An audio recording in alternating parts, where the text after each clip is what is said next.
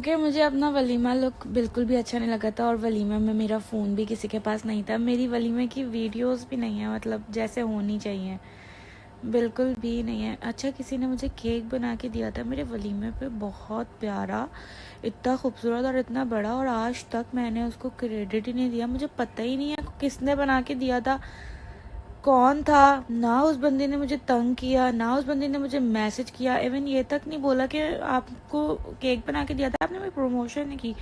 मैं केक की video share करती हूँ, बट पता नहीं मुझे किसने बना के दिया था, कौन थी वो लड़की।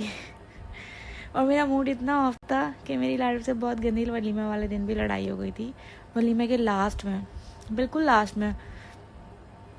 और उसके बाद जब हम घर आए थे तो मूड ठीक हो गया था, बट लड़ाई हो गई थी तो केक शेक भी बस ऐਵੇਂ ही कट किया था, एंजॉय नहीं किया था। बारात में बहुत पैनिक सिचुएशन थी, बट वलीमे पे सुकून था तो हमारी लड़ाई हो गई थी। और मुझे अपना आप भी प्यारा नहीं लग रहा था, मुझे अपने बाल, अपना मेकअप, मुझे कुछ भी अच्छा नहीं लग रहा था, बाल तो जहर लग रहे थे। यार मेरा इंडोर शूट जितने भी हुए हैं, मेहंदी, मायो, वलीमा, और मतलब जितने भी मैंने इंडोर आउटडोर शूट्स करवाए, मैंने सबके 25-25, 30-30 हज़ार पे किया था, हर जगह का, हर लोकेशन का। मतलब हर लोकेशन पे मैंने इतने इतने चार्जेस दिए थे उस टाइम पे। मेरे पास कोई ऐसी अनपेड वाली जगह नहीं थी, और मैं चाह भी नहीं रही थी कि कोई ऐसी जगह हो जिसमें मेरा मूड ऑफ हो। मैंने अपने खानों पर, अपने शूट की जगहों पर, जहाँ शूट करवाने थे, खानों पर मैंने बहुत पैसे लगाए थे। सिर्फ मेरी बारात का खाना ही मेरे ख्याल से 15-20 लाख का हुआ था। क्योंकि देखो, लोग जो है ना, कुछ भी याद नहीं रखते, कुछ भी नहीं, लेकिन खाना सब याद रखते हैं शादी का। तो मुझे ये था कि मेरा खाना बहुत अच्छा होना चाहिए, बहुत बहुत बहुत ज़्यादा। तो मैंने अपनी बारात का खाना बहुत आउट क्लास करवाया था, और जहाँ से बारात का करवाया था वहीं से मैंने और आरिफ ने म्यूचुअल अंडरस्टैंडिंग के साथ हमारा ये था कि वलीमे का भी वहाँ से होगा, बट किसी रीज़न की वजह से वो नहीं हो सका। हमने कहीं और से करवाया, और वो वलीमे का खाना इतना बुरा था, इतना बुरा था, मैं बता नहीं सकती आप लोगों को। तो खाना, शूट्स और पता नहीं किन किन चीज़ों पे मेरे पैसे लगे थे। मतलब मेरी शादी तकरीबन 50-60 लाख पे गई थी, जबकि मेरे कपड़े फ्री थे। इवन मेरा जो मेकअप था वो बजट बेस था। बजट बेस मतलब मैंने चार्ज किए थे अपने हर दिन हर मेकअप के। उसके अलावा मेरा, इतनी डीप बातें बता रही हूँ गाइस आप लोगों को, जबकि सवाल ये था आपने इंडोर फोटोशूट कहाँ से करवाया। तो खैर, मेकअप और मेरे मतलब जितना भी सब कुछ था, ये मेरा बजट बेस था, और मेरे ड्रेसेस भी सारे कोलैब पर थे।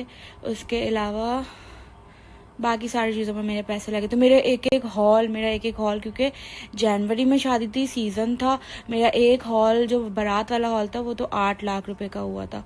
तो मेरे ऐसे बहुत पैसे, 800 लोग था ऐसे लगे। और वो जो मेरा हॉल था ना, मतलब बैंक्वेट जो था, उस पर 1000 पर्सन्स का था बैठने का सेटअप, और मेरी शादी पे तकरीबन 700। क्योंकि आप लोग देख सकते हैं मेरी आईब्रोज अभी भी नहीं बनी हुई। मैंने आईब्रोज बनवाई हैं, ऐसी बात नहीं है, मैंने 3 से 4 बार अपनी आईब्रोज बनवाई हैं अपनी पूरी लाइफ में। पता नहीं क्यों मेरी आईब्रोज बनवाने की मुझे नीड ही नहीं है, और ना मुझे पसंद है। मैं ऊपर से हल्का सा शेप करवा लेती हूँ फॉरहेड बनवाते हुए, बट आईब्रोज नहीं बनवाती। बट आजकल मेरा बड़ा दिल चाह रहा है आईब्रोज बनवाऊँ, बट एक गुनाह से बची हुई हूँ, क्या गुनाह करूँ मैं। ऑनेस्ट रिव्यू मेरे बारात और वलीमा मेकअप का मैं दूँ तो मुझे बारात का लुक अपना इतना खूबसूरत लगा था कि सब कह रहे थे कि आपने बिंदिया अपनी इतनी ऊपर क्यों रखवाई। क्योंकि यार हर कोई अपनी जो बिंदी होता है वो यहाँ रखवाता है, ठीक है।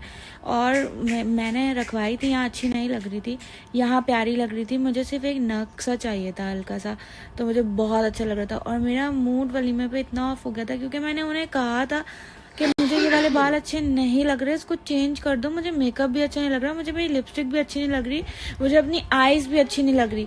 बट बारात में उन्होंने मेरी बहुत सुनी, आईब्रो से तैयार हुई थी, बहुत बहुत ज़्यादा एग्जैक्ट जैसा मैंने कहा वैसा ही तैयार किया। बट वलीमे पे उनको अपना मेकअप दिखाना था और अपना लुक दिखाना था, क्योंकि जाहिर है ये बजट बेस काम था हमारा।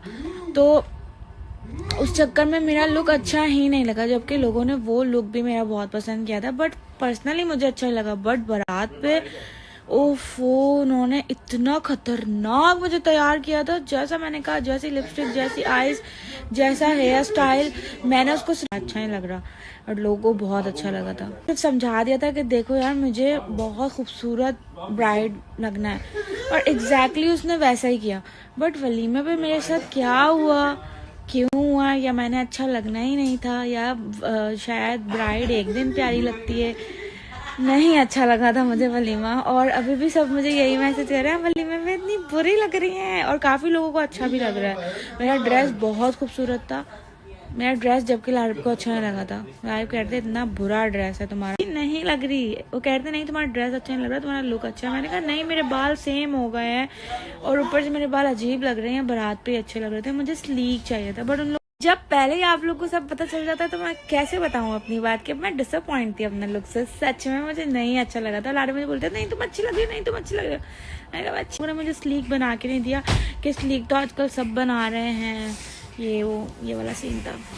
ये तो आपका नजरिया है ना कि मैं आपको हर दिन अच्छी लग रही हूँ, क्योंकि मैं भी अपने वलीमे पे अच्छी नहीं लग रही थी यार। मैं आईब्रो सैलून से तैयार हुई थी और मेरा फेवरेट है आईब्रो सैलून, मुझे अच्छा लगता है वहाँ का मेकअप, बहुत अच्छा मेकअप करते हैं वहाँ की लड़कियाँ, बहुत एक्सपर्ट हैं यार। बस आप लोग जो है ना तैयार है, मैं कल परसों से दोबारा से व्लॉगिंग स्टार्ट कर रही हूँ इंशाल्लाह। तो बस आप लोगों ने मेरे व्लॉग्स लाजमी देखने, कल से स्टार्ट कर रही हूँ मैं व्लॉगिंग।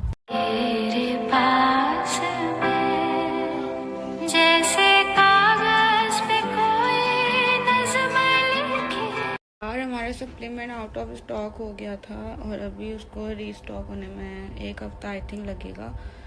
तो और मे बी आप जिन्होंने पहले से ऑर्डर किया हुआ था उनका ऑर्डर उनको मिल जाना चाहिए अब तक।